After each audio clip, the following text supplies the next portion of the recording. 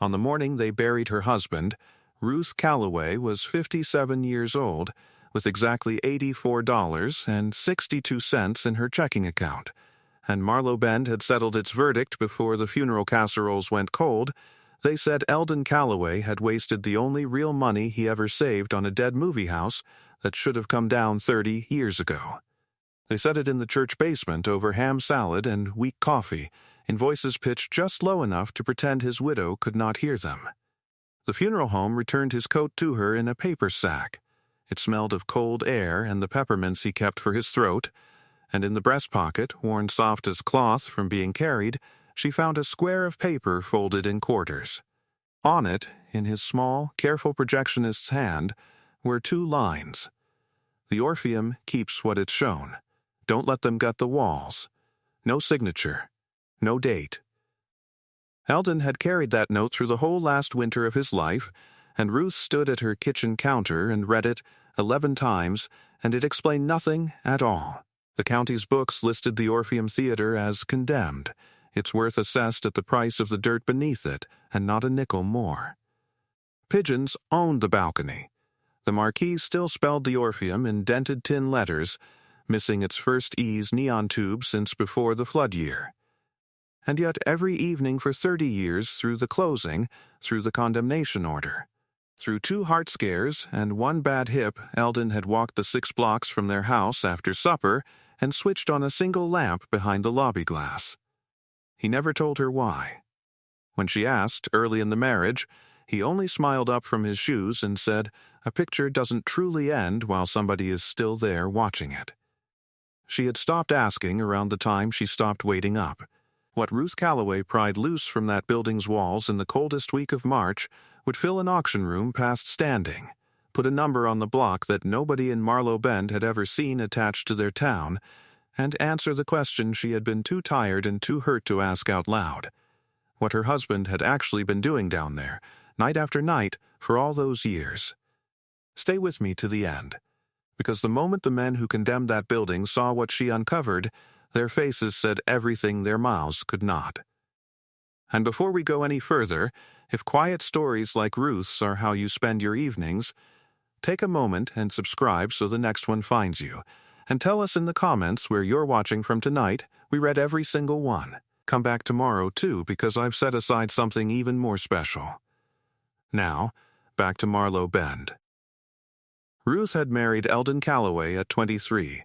He was the young man who ran the projectors at the Orpheum on 5th and Main and could splice film in the dark by feel alone, and for 34 years he gave her a life that was steady, gentle, and always in some small, unreachable corner. Elsewhere, he was never unkind. He was simply half lent to that building, and she learned to live beside the half of him that stayed. She did alterations at Dellinger's Dry Goods until it closed, then laundry and mending at the Maple Crest nursing home out on Route 9. He ran the booth at the Orpheum until the 6-screen box opened by the interstate and the old house went dark for good. That was the autumn the Pemberton Circuit, which owned half the small-town theaters in that corner of Missouri, sold off its dead buildings for whatever they would bring. Eldon drew every dollar of their savings, $9,400, money Ruth had thought was quietly growing toward a porch and a paid-off truck, and he bought the Orpheum outright. She found out from the bank teller before she found out from him. It was the worst fight of their marriage, and it lasted, in its cold and patient form, for years. He took the custodian job at the consolidated school and paid the theater's taxes out of his wages, season after season, while the roof went soft over the balcony and the town got tired of looking at the dark marquee. Offers came. A man wanted the lot for mini storage. The hardware chain sniffed at the corner. Eldon turned every one of them down flat, politely, without explanation, and Marlowe Bend drew the only conclusion available, that a decent, odd little man had buried his family's future in a building full of pigeons because he could not admit the picture shows were over. Some men drink, Ruth's sister told her once, meaning it kindly. Yours bought a building. The insurance money went to the funeral, nearly all of it, because Eldon had let the policy shrink to keep the theater taxes paid. What remained after the stone was ordered was $84.62 to the penny. Ruth wrote the number on the back of an envelope and set it on the windowsill where she could look at it while she washed dishes, because a number that small, at her age, was a thing you had to keep looking at to believe. 9 days after the burial, she sat in the office of Howard Bittner, attorney at law, above the Marlowe Bend Bank, in the chair with the cracked green leather. Bittner had gone to school with Eldon. He kept his eyes on the folder longer than he needed to. "The building comes to you free and clear, Ruth," he said. "Such as it is. Such as it is. There's 3 years of back taxes. $4,100, give or take the penalties. And the condemnation order stands that was voted through last fall, you'll remember, after the inspector's report on the roof." Now, he turned the folder toward her. "The council wants to make this painless. You quit-claim the property to the town, they forgive the taxes entire, and demolition runs through the county blight grant. You walk away owing nothing. And if I don't sign?" Bittner took his glasses off. "Then come the 9th of April they can proceed under the order anyway, unless the owner cures the violations. Roof, wiring, masonry, egress, the full list. We're talking about real money, Ruth, money that he stopped himself, but the sentence finished itself in the room anyway. Money that you do not have." "Take the pen," he said gently. "Nobody in this town would blame you." Her hand was actually moving toward it when her other hand, in her coat pocket, closed around the folded square of paper. "The Orpheum keeps what it's shown. Don't let them gut the walls. A dead man's 2 sentences against $4,000 of taxes and a roof she could not pay for." "I'd like to walk through it first," Ruth heard herself say. Once, a woman ought to see a thing before she signs it away. On the sidewalk outside the bank, she met Merle Kessler, president of the town council, coming the other direction in a good wool coat, smelling of aftershave and certainty. He took her hand in both of his. "Ruth, nobody in this town blames Eldon for loving that old place," he said, which was 2 untruths in one sentence, spoken warmly. "But that corner is the anchor of the whole streetscape plan. Parking, green space, maybe a farmer's pavilion. The grant money's sitting there waiting. That building is a hazard and a heartbreak. And it is time. So everyone keeps telling me," Ruth said. "Bittner has the papers?" "Mr. Bittner has the papers. Then I'll let the papers do the talking." He smiled with his whole lower face. "You take care now, Ruth. You've had a hard season." She walked down 5th Street with Eldon's key ring in her fist, the big brass front door key worn smooth as a river stone from 60 years of hands, and she stopped on the far sidewalk and made herself look at what she owned. The Orpheum filled the corner the old way, built in the boom year when the rail spur came through, 2 stories of brick gone the color of dried blood, a vertical sign bolted up the front, the marquee sagging over the sidewalk with last picture letters long since slid to one corner like teeth in a jar. Plywood over the poster cases, a shuttered ticket booth with its little speak hole, pigeon whitewash down the cornice. And behind the lobby glass, off to the left of the doors, one window glowed a soft, patient amber. The lamp. Eldon's lamp, still switched on from the last evening of his life, because he had died on a Tuesday night 2 hours after walking home from lighting it, and in all the casseroles and paperwork since, nobody had thought to go and turn it off. Ruth stood on the cold sidewalk with the folded inheritance letter in her jacket pocket and looked at that one warm window in that dead building, and something in her chest turned stubborn. Nobody had thought to turn it off. Well, nobody was going to. The lobby, when she got the door to give, was worse than she had braced for. Cold dust and mouse, and the Swedish rot of old carpet, water stains mapping brown continents down the plaster, the concession counter furred gray, its popcorn kettle seized with rust. Somewhere above her the roof dripped into something metal with a sound like a slow clock. This was it. This was the rival she had lost 30 years of savings and half a husband to a ruin that smelled like a wet newspaper and held exactly one working lamp. "Oh, Eldon," she said out loud. To nobody. You foolish man. But then she pushed through the padded doors into the auditorium and stopped. The center aisle had been swept, not once habitually. The seats, row after curving row of them, wore old bed sheets fitted and tucked like beds in a good hotel. The air in there was different, dry and still, with a smell she would have known blindfolded because it was the smell of her husband's coat every night of their marriage. Machine oil, carbon, warm dust. High at the back, the twin windows of the projection booth caught her flashlight and threw it back, clean as eyeglasses. The whole vast room sat in the dark like something not dead at all, like something kept. Ruth stood in the aisle of the theater she had resented for 3 decades, listening to the roof drip into a bucket that somebody, the same somebody, always the same somebody had remembered to put there, and for the first time since the funeral she felt less like a widow than like a woman who had opened someone else's mail. The booth was up a folded stair behind the balcony, and it was immaculate. Both projectors stood oiled and covered, their lamp houses wiped down. Reels in cans, labeled in grease pencil. A cracked leather chair, a hot plate, a coffee cup washed and set mouth down on a towel. And on the workbench, square in the middle where it could not be missed, lay a ledger bound in green cloth, its corners worn round, with 40 years of her husband's evenings inside it. She read it standing up, by flashlight, in her coat. It was not a diary. Eldon did not explain himself even to paper. It was a log, column ruled in his own pencil lines, dates down the left, and beside each date the name of a picture, and beside some of the names a small check mark in red. The dates ran back, before their wedding, and forward past the theater's closing long past it. Decades past it, one entry every few weeks, in a house that had shown nothing to anyone since the year the interstate screens opened. The most recent entry was 11 days before he died. The title of an old picture. A red check? Nothing more. A dead theater with a swept aisle. A logbook that kept logging. 2 lines in a coat pocket about walls. Ruth closed the ledger, and she was still holding it against her chest when a voice came up the booth stairs behind her, gravelly and unhurried. Figured that'd be the first thing you found. She did not scream, quite.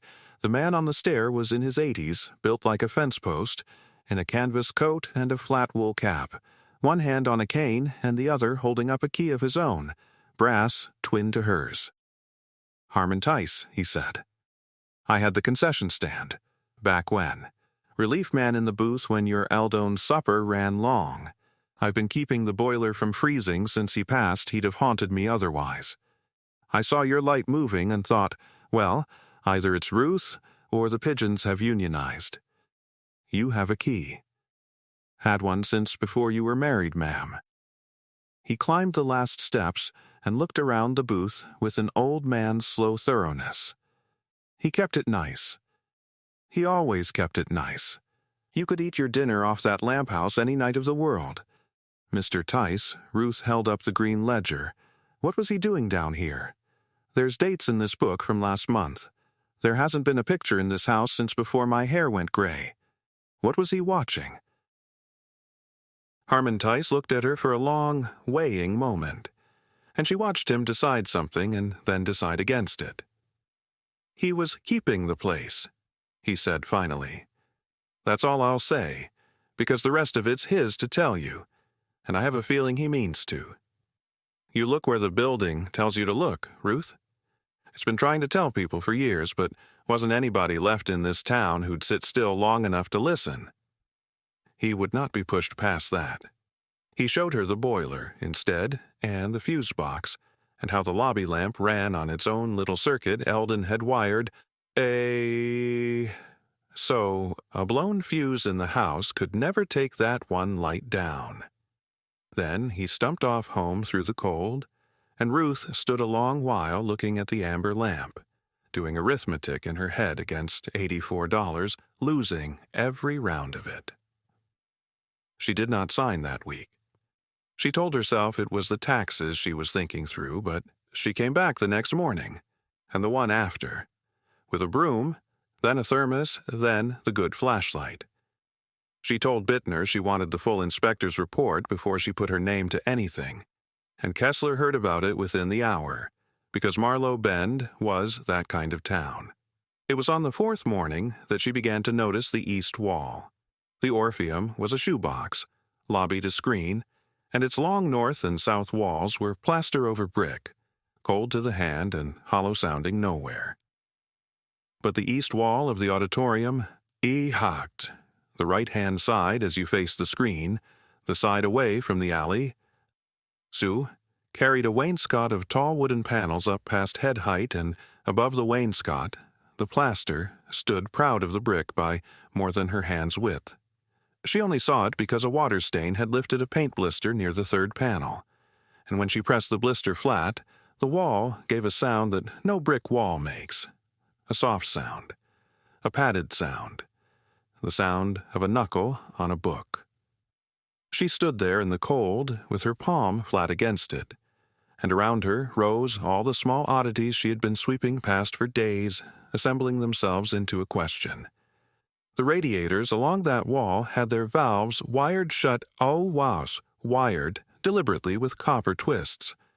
The panel screws were brass and bright at the slots, in a building where every other screw had rusted to sculpture.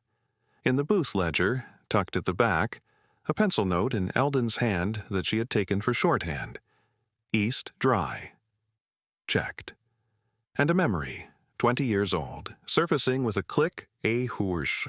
A contractor bidding on roof work, telling Eldon he'd have to scaffold off the east side, and Eldon, mild Eldon, who apologized to door frames, saying no ladders against the east wall, in a voice that ended the conversation. Her husband had built something into that wall or hidden something behind it, and he had spent 30 years of lamplit evenings standing guard over it. And 11 days before dying, he had written a red check mark in a green book to say that whatever it was safe. Ruth went home and did not sleep much. She was back at 7 the next morning with a pry bar from Eldon's bench, and she was still working up her nerve at 9 when the front doors boomed. Through the lobby glass, she saw Merle Kessler on the sidewalk in his wool coat, and beside him a big sandy man in a quilted vest, already looking up at the marquee with his thumbs in his belt. The appraising, proprietary look of a man measuring someone else's coffin for parts. Ruth knew him by sight. Gordon Pyle, who ran architectural salvage out of a barn on the county line, and whose trucks followed demolition orders around 3 counties like gulls behind a plow. She let them in as far as the lobby. "Ruth, good, you're here," Kessler said as though it were his lobby and she the caller. "Gordon's putting numbers together for the council. Once the quitclaim's signed, salvage rights offset the demolition cost a row, the tin letters, the seats, that old brass railing. It all comes off the town's bill. Just diligence, nothing more." Pyle was already walking, tapping things. He tapped the ticket booth, the counter, a door frame. He had a little rubber mallet on his belt for it, and he used it with the tenderness other men save for their dogs. "Marquee tin's worth having," he said to Kessler, not to her. "Seats if the mice ain't had 'em." Projection gear goes by the pound these days, sad to say. He pushed through the padded doors, and Ruth followed fast enough that she saw it happen. He crossed the auditorium, laid his mallet twice against the east wainscot, and stopped. He tapped again, higher, cocked his head like a robin listening for a worm. "Walls furred out deep on this side," he said. "Double-framed, or packed with something. Old houses, sometimes they stuffed 'em for sound." He turned to Ruth for the first time, and his smile arrived a half-second late. "Anything back there, sweetheart, it conveys with the building. Salvage contract covers everything inside the walls. Standard language. The building isn't the town's to sell," Ruth said. "There's no contract to have language." "There will be by April," Pyle said, comfortable as a cat. "Paper like yours always signs. I've watched it 20 years. The taxes sign it, or the roof signs it, or the winter does. No shame in it." "Gordon," Kessler said, half a rebuke. "All theater." "I'm friendly, Merle." I'm being friendly." He tucked the mallet away and studied Ruth pleasantly. "Tell you what. Whatever's furring that wall insulation, dead space, old junk, I'll take the guesswork off your hands right now. $500 cash for contents of walls as is, sight unseen, and I haul it free. That's found money for you, and I like a little flutter now and then. $500. It was groceries for a season. It was the light bill and the water bill and boots. Ruth Calloway stood in the aisle of her dead theater between two men who had already divided it, and in her pocket her thumb found the folded note, soft as cloth, saying what it always said. "No," she said.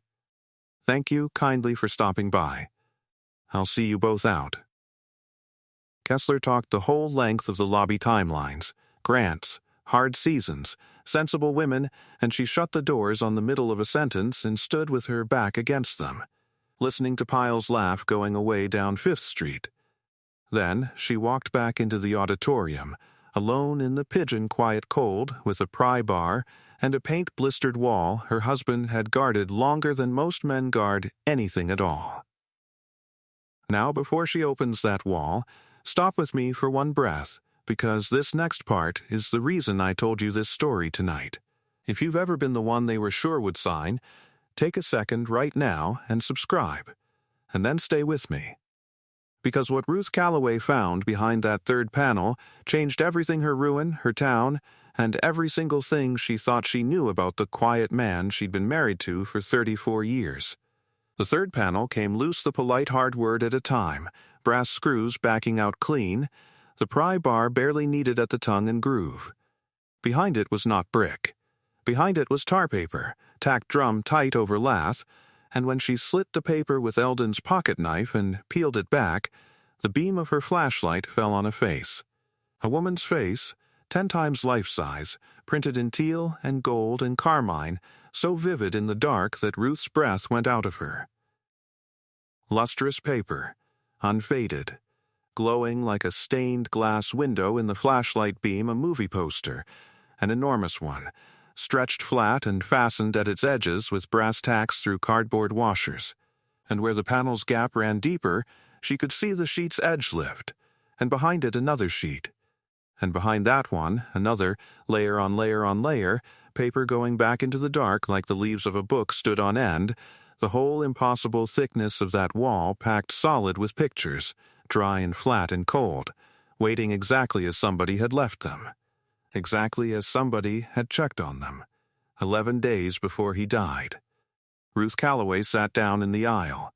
Not gracefully, her knees simply resigned, and she sat on cold carpet in her dead husband's dead theater with a flashlight shaking in her hand, looking up at a face from a picture that had played that house before she was born.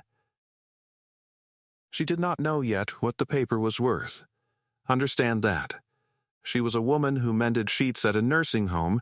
She knew quilting cotton, not carbon arcs and stone lithography. What buckled her knees was not money. It was the size of the secret, the plain physical size of it, a wall 40 feet long and higher than a hayloft, packed edge to edge by one quiet man over one entire lifetime, 4 blocks from her kitchen, without her ever once suspecting. You could be married to a person 34 years, it turned out, sleep beside them, iron their collars, bury them, and still be standing in the dark holding the first true page of them you had ever been allowed to read. She got Harmon Tice on the telephone at noon. He did not say hello. He said, "You found the east wall," and there was 40 years of held breath going out of the old man in the words. He came down with his cane and a folding stool and sat in front of the opened panel a long time, cap in his lap, before he spoke. "Now I can tell it," he said. He never swore me. He just asked, and with Eldon the asking was heavier.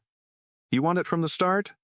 "I want every word of it." 1973, Harmon said. "You'd have been a schoolgirl." The Pemberton Circuit sent a man around with a clipboard office was tired of paying to warehouse old advertising. Posters, lobby cards, the big 3 sheets. Order came down, haul the storeroom out back and burn it.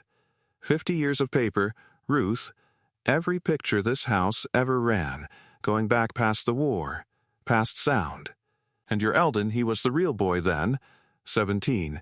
Skinny as a lath, he stood in the alley watching old Kowalczyk light the barrel, and he couldn't do it. He told me, years on it felt like burning the audience.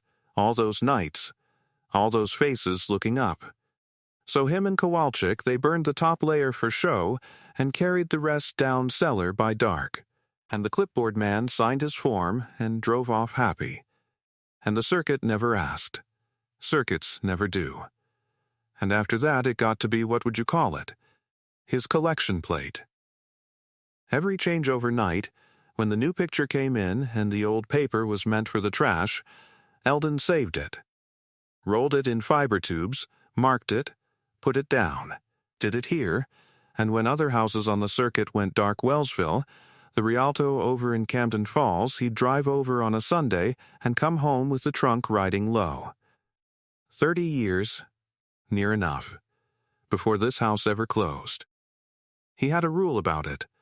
Only what was headed for the barrel. He never took a thing that wasn't already thrown away. It mattered to him. That part. And the wall? 1979, the replaster. Cellar had flooded twice by then, and paper hates water worse than fire. So while the plaster crew did the lobby, him and me furred out the east wall ourselves. Nights, tar paper, lath, cedar strips, the good panels. Dry side of the building, away from the alley, radiators wired off so the heat never cook it.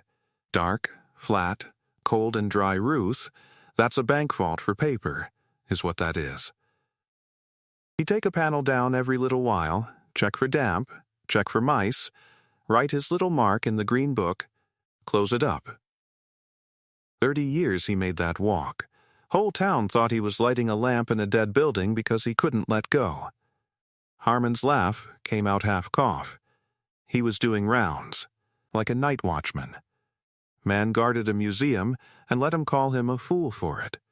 Ruth looked down the long dim wall, panel after panel after panel. Why, though? Harmon, why? He could have sold it. There were years there were hard years. He knew. There were hard years.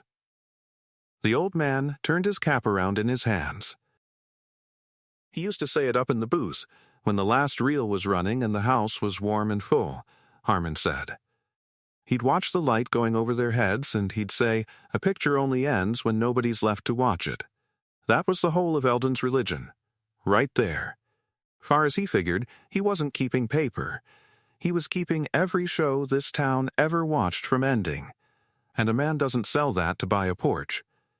Though I'll tell you, and here the old man's voice went carefully level, he knew what he had.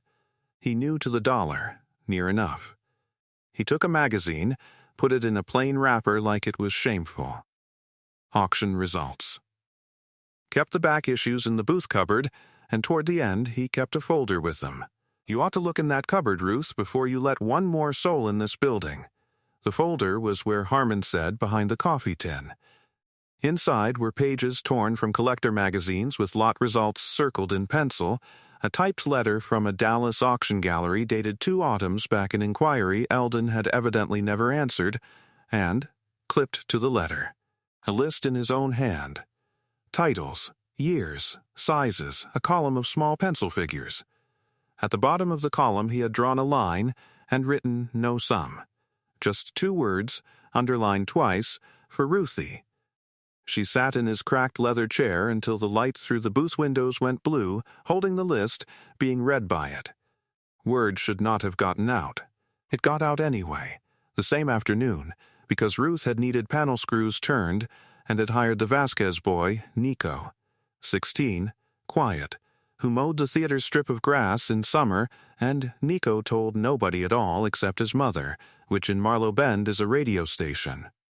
By Thursday, Gordon Pyle's flatbed was at the curb before Ruth had her coat off, and Pyle came up the lobby with cash actually visible in his fist, a banker's envelope, fat and blunt as a brick. "Heard you got into that wall," he said, cheerful as Christmas. "Old movie paper, they're saying."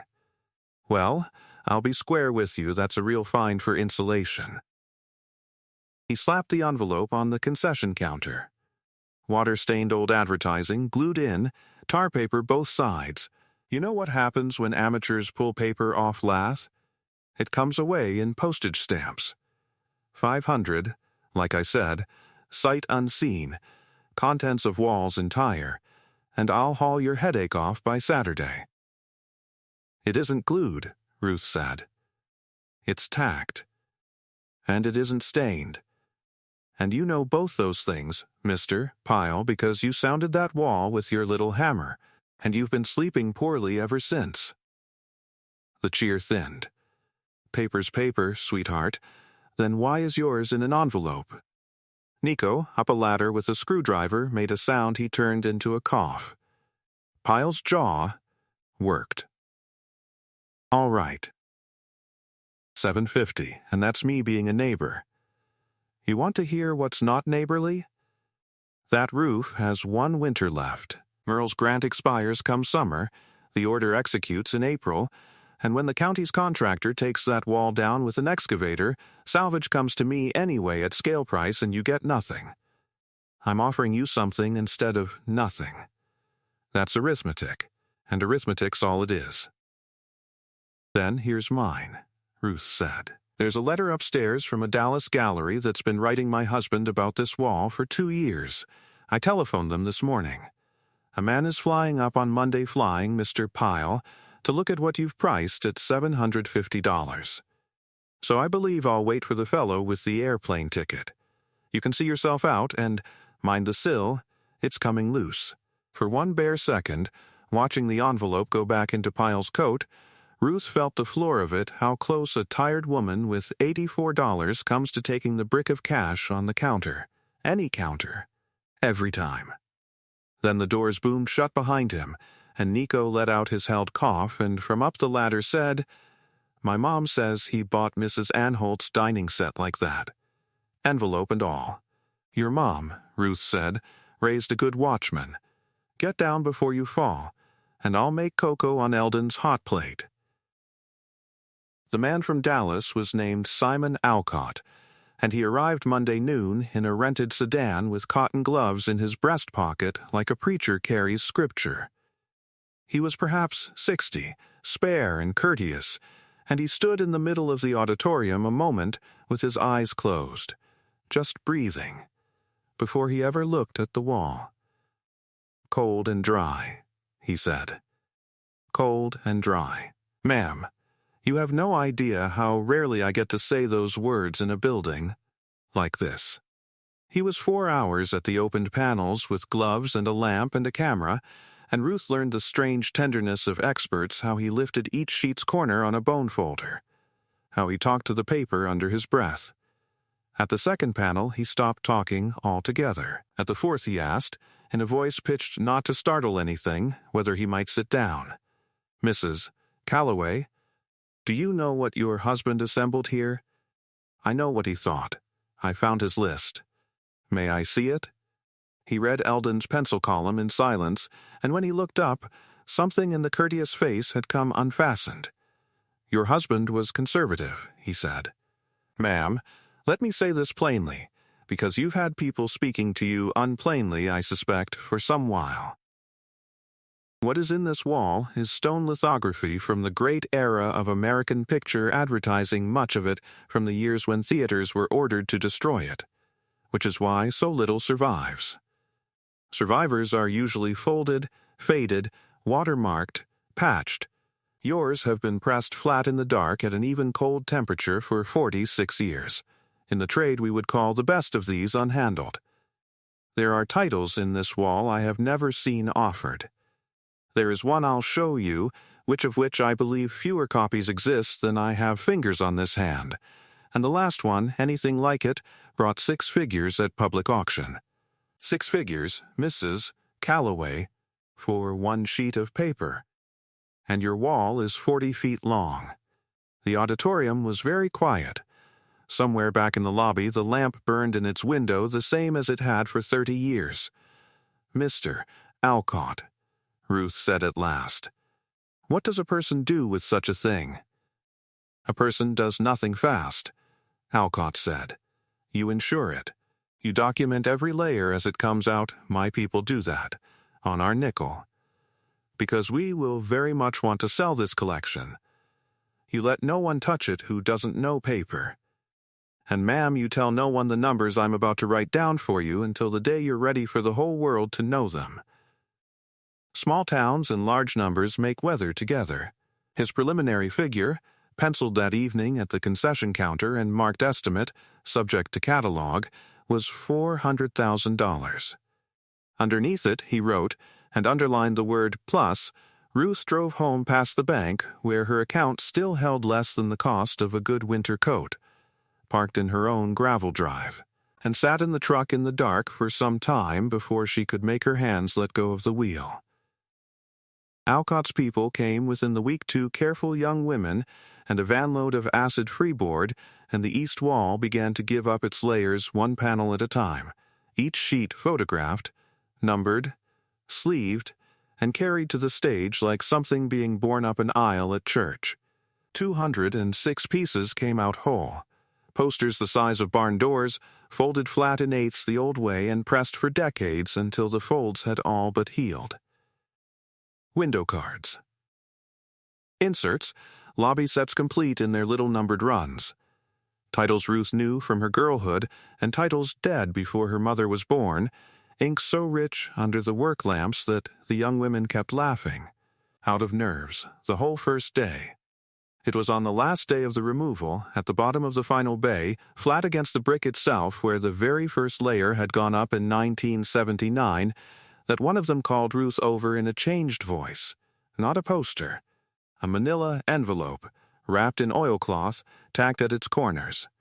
On its face, in grease pencil, in the hand she knew better than her own, for Ruthie. When the wall comes down. The young women stood back the room's full length while she worked the tacks loose. Ruth turned the envelope over twice, and then she did not open it. She put it in her canvas bag, under the thermos, and said they'd all better get on with the day's list. If 46 years had taught that envelope patience, she could ask one more month of it. She wanted to read it on the far side of whatever was coming, and something, that week, was surely coming, because Merle Kessler had gone quiet, and in her experience of committee men, quiet was the sound of paperwork being loaded. It arrived on town letterhead. The condemnation order, the letter reminded her, remained in force. The demolition would proceed on the 9th of April as scheduled, and this was the sentence with the fishhook in it. As the structure had been declared a public hazard, its interior fixtures and contents stood subject to the town's existing abatement and salvage agreement. Signed, for the council, M. Kessler, the salvage agreement bore an earlier date and a second signature, Gordon Pyle. Bittner read it twice and put it down flat. They're overreaching, he said. Badly, the abatement contract can't attach to contents of a property the town doesn't own. Pyle got greedy, and Merle got embarrassed, and the two things made a paper baby. But Ruth, hear the true part inside the bluff. The order itself is real. If that building isn't brought to code by the 9th, they can take it down lawfully. And then it's rubble rights and lawsuits for years, and Pyle thrives in rubble. The cure provision is your whole game. Roof, wiring, egress, masonry. Can you fund it? Mr. Alcott's Gallery has offered an advance against the sale, Ruth said. He called it ordinary. His voice called it eager.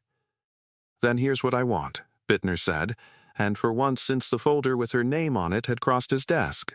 Howard Bittner smiled like a man remembering he'd once been young. Pay the back taxes tomorrow, in person, in full, before witnesses.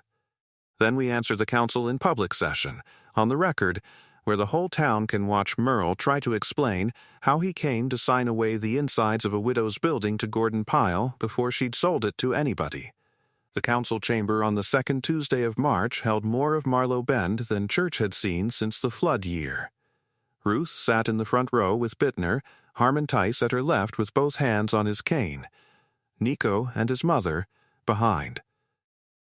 Kessler kept his eyes on his agenda until the clerk's voice ran out of smaller items, and then there was nothing for it. The chair recognizes Mrs. Calloway, She had written it out and then left the paper at home. She stood with her hands folded and told them what was in the wall. She told it plain: the burn order in 73, the real boy in the alley, the changeover nights, the panels, the check marks in the green ledger, 11 days before the end. She told them the taxes were paid as of 9 o'clock the previous morning, that the engineer's survey found the building sound in its bones, that the roof contract was signed and the work already let to a county firm, and that the cure would be complete before the 9th, upon which the order, by its own terms, dissolved, and the contents, she said, which the town has undertaken to sell to Mr. Pyle back there for the price of his hauling, the contents will be sold at public auction this spring by the Meridian Gallery of Dallas, Texas, whose written estimate I am handing to the clerk now, with the numbers covered, to be uncovered the day the sale ends.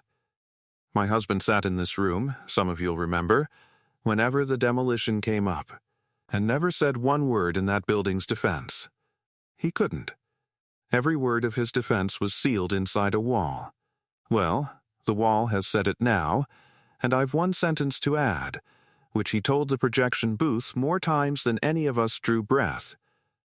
A picture only ends when nobody's left to watch it. This town's whole picture show is sitting on that stage down the street, gentlemen, and it turns out nobody left. Not even him. Especially not him. The room did not applaud.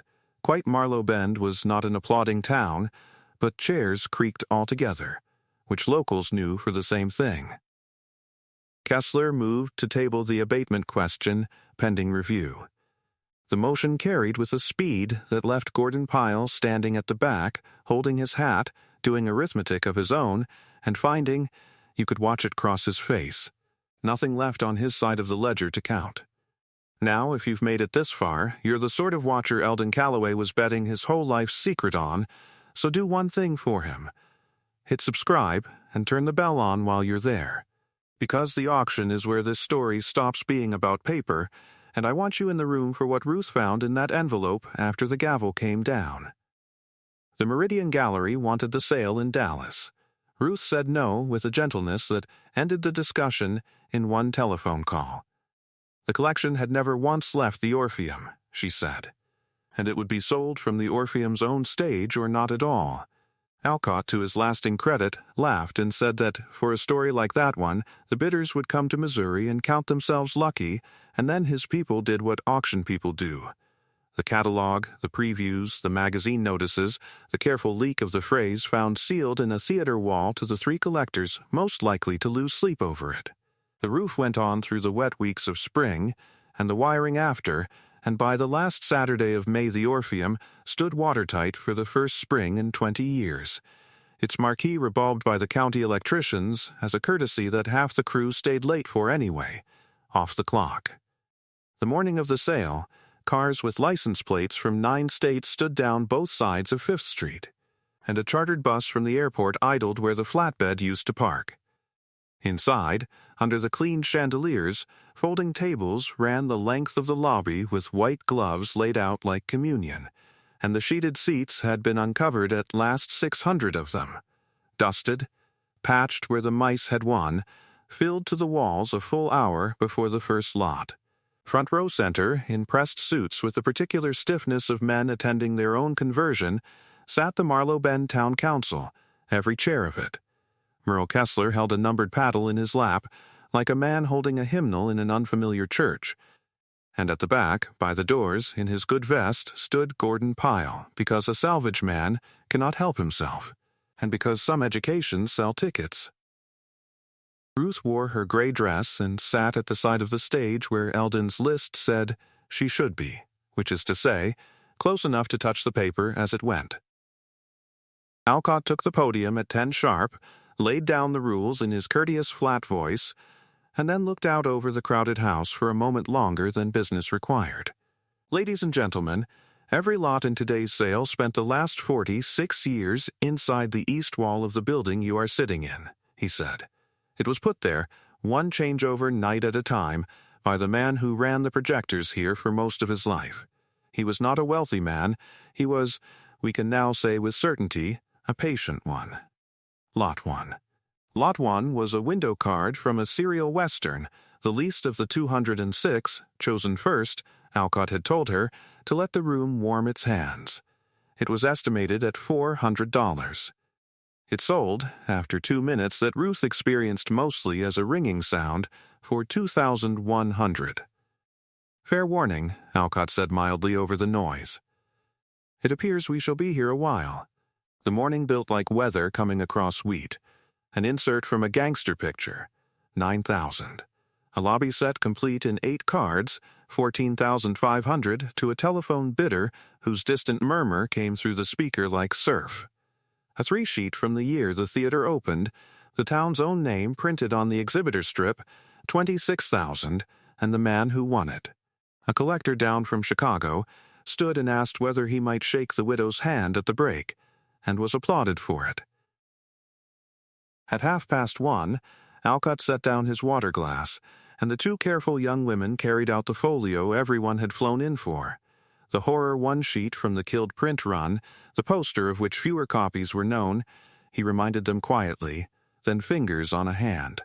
Unfolded, unfaded, unhandled, out of a wall. I have an opening bid on the books of $40,000, Alcott said, and the Orpheum went as silent as it had ever been with 600 people in it. 50, 65, 80. The telephone surf on 2 lines at once. 90. A paddle in the balcony. Of all places, 100. Ruth watched the men in the front row watch the number climb past the whole cost of the demolition they had voted for, then past the streetscape grant, then past both together. At 140,000, the room stopped breathing between calls. At 155, it was down to the balcony and a telephone. And at 160,000 fair warning sold, the gavel came down on a single sheet of rescued paper worth more than any building on 5th Street, and Marlowe Bend came up out of 600 seats at once, roaring. And Harmon Tice stood among them with both hands white on his cane, tears going down into his collar, shouting at the stage like a man at a ball game, "Run it again, Eldon. Run it again." The final figure, read out by Alcott at 4 in the afternoon and printed the next week on the front page of the county paper, was $431,600. Merle Kessler found her in the lobby crush, and to his credit he did not offer his hand for the cameras first. "I signed papers to burn this," he said, not quite steadily. "That's a thing I'm going to be sitting with, Ruth. The council will want we'd like to talk restoration, whatever shape you'll allow us to help in. And I owe your husband an apology I no longer have anywhere to deliver." "Deliver it here," Ruth said. He kept the address. Gordon Pyle was nearly to his flatbed when the crowd came out onto the sidewalk, and it was Nico's mother's sweet, unstoppable Mrs. Vasquez who called across the whole width of 5th Street, "Mr. Pyle." 500, wasn't it? Sight unseen? The laughter followed his truck all the length of 5th Street until it turned, and after that day. Pyle's crews worked other towns, 3 counties over, where nobody knew to ask him what walls went for lately. That night, when the caterer's van had gone and Harmon had been driven home half asleep and shining, Ruth turned off every light in the Orpheum except one, sat down on the lobby bench beneath the lamp in its window, and opened the envelope. "Ruthie, if you're reading this, the walls come down, and I never got it said out loud, and both of those are my fault. Here's what I could never fit in my mouth in 40 years. It wasn't the pictures. You'll think it was the pictures. It started with them, maybe the night of the burn barrel. But every year after, it was the people. Everything this town ever felt in the dark, it felt looking up. First dates and soldiers home safe and whole rows crying, and you, front left, second row, the winter I punched your ticket and forgot how to count change. Every sheet in this wall was hanging out front some night that mattered to somebody. When they said burn it, all I heard was, nobody was watching. Well, I was. That was my whole job. Ruthie, I was the fellow who stays through the credits. I know the arithmetic of what I did to you. I kept it in a book, same as everything. Every porch I didn't build, every winter you made 2 coats last. There were years I nearly sold, and I'd stand at that wall and think, one more year it stays whole. And then, older, I thought a worse thing. A selfish thing. If I go first, she'll come down here at last, and the place will get to introduce me properly. The man in the wall. The one who was saving it all along for the town, for whoever's left, but Ruthie, look at the grease pencil, look what it says. It says your name. It said your name from the first tack. Sell every sheet and never look back, paper's paper, love, once the right person's seen it. But if there's anything left over when you've built your porch, light the big sign. Leave the lobby lamp be, it's got a job. Nothing I ever ran in this house has ended yet, and you're watching it right now.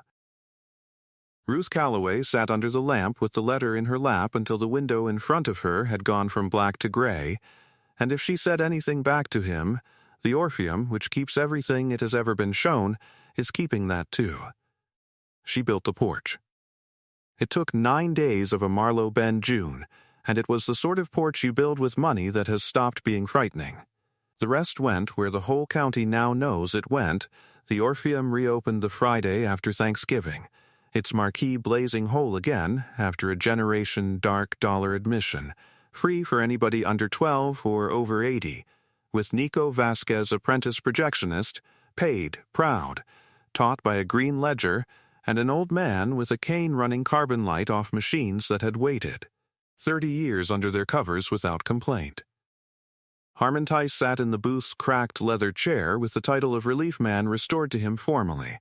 In writing, framed, 600 seats and standing room behind them, and Ruth at the door with a brass ticket punch on a ribbon around her neck. They ran an old picture.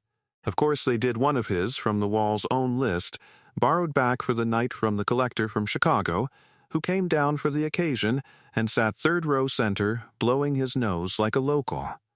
And when the lights went down and the beam cut through the dark over all those lifted faces, Ruth stood at the back where her husband had stood for 40 years, and understood at last that she was not watching a movie. She was watching what he'd been watching, all along. The faces, the town in one room, the picture that doesn't end. Here's the part I'd ask you to carry home, because Ruth Calloway would tell it to you herself if you were on her porch tonight. The price of a thing and the worth of a thing are not the same, and the whole world is organized around hoping you won't notice. The price of that building was $0. The price of a widow's signature was $500 and a man's hurry.